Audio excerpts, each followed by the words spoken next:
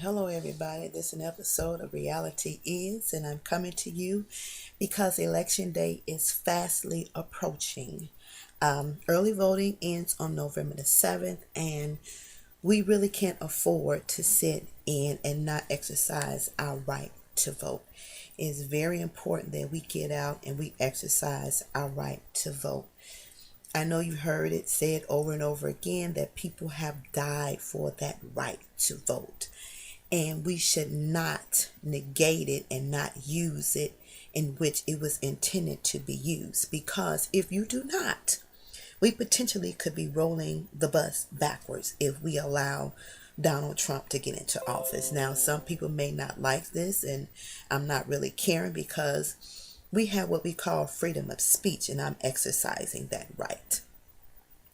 As evidence has proven time and time again, Donald Trump is a whiner, a bully, and he rises up hate. And we don't need any more of that. We don't need a leader that's supposed to represent a diverse group of individuals who brings out the worst in people. He has nothing positive. He's disrespectful to women. He's disrespectful to the veterans. He says mean things. He lies constantly. He does not have a plan. He does not have a clue. And he does not care about me or you. And I'm sure there's plenty of people who would disagree, and that's fine. But for those of us who want to continue to see change, and even though the Affordable Care Act may not be up to par what it is, it serves a purpose for those who did not have insurance whatsoever. And what we also need to know is that your same politicians get this insurance freely in which you pay for. And they don't have a problem. Their family enjoy the luxuries of, but they wanted to water down the insurance for those uninsured. Please note that pre-existing conditions is not an issue, but if Donald Trump get in office, pre-existing conditions will put you back to square one where you won't have no insurance whatsoever, and then people will start dropping like dominoes, dying. He talked about small business, and I saw on Stephen Harvey's show, which is a great point. You really need to look up small business and what the definition of that, so you can really understand with clarity what he's talking about when he said he's going to represent small business. For us African American males, when he says the stop and frisk, that means that anytime you're walking, riding a bike, standing on a bus stop, or in your car, they can stop you for whatever reason they feel like they should. We have enough problems with trying to balance out the justice system, which is already unfair. So do you think you would want a candidate in office who would not represent you in totality? Is this what you want? I've heard so many comments from people saying they understand Donald Trump says crazy things, but he speaks his mind, but he speaks foolishness. And is this the type of man you want your sons and your daughters looking up to? His wife has plagiarized, as of this week, 2 speeches. One from First Lady Michelle Obama, and the second one is from Donald Trump's ex-wife, Ivanka. So, and then I saw on the internet that she actually went to North Carolina and said it's great to be in Pennsylvania.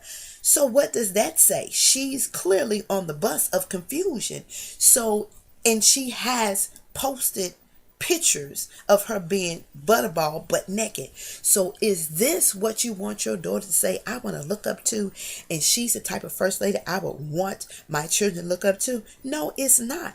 They are not great example. America is a diverse, as much as we don't like a lot of things, people come to this country for specific reasons, to start a better life, to get education, to live freely.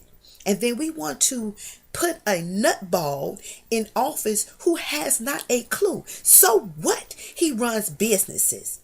So what? He don't pay his employees who work on his business. His college has duped people out of their life savings, and he has yet to reveal his tax returns. So please help me understand Why people feel so hell bound on voting for Donald Trump. I just don't get it. Maybe I'm missing, but then again, I'm not missing anything because I hear him clearly. I listened to him at 3 debates. I listened to the rants and the raves saying the system is rigged.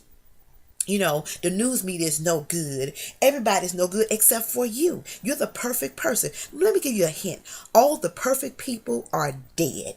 You know why they're perfect? Because they can no longer do anything wrong again in life. Because they're dead. So his hair's not perfect. His look is not perfect. His lies are not perfect. They have a list on the internet of 200 lies that he have told since he began this campaign. Is this the kind of president you want representing the United States? Because I don't want to cut on my TV and say we interrupt this program for a message from the president and see his face. I just can't put my lips together to call him president of this country. I cannot. And I'm saying to you, there are websites, whatever state you're in, to go on and find out your locations for early voting. And please step out of your walls, out of your closed doors, and out of your comfort zone and let your voices be heard. Don't waste a vote, because if you don't vote, it's still a vote. And we need to come out in volumes so Donald Trump does not get into office, or we're going to be on the back of the bus, because that's where they're trying to push us to. And anybody that don't fit in that perfect box, which is not perfect, understand me. Anybody who does not reveal his tax return because he have duped the system so much, you don't want him over your country. I'm just saying, some things to take a look at seriously.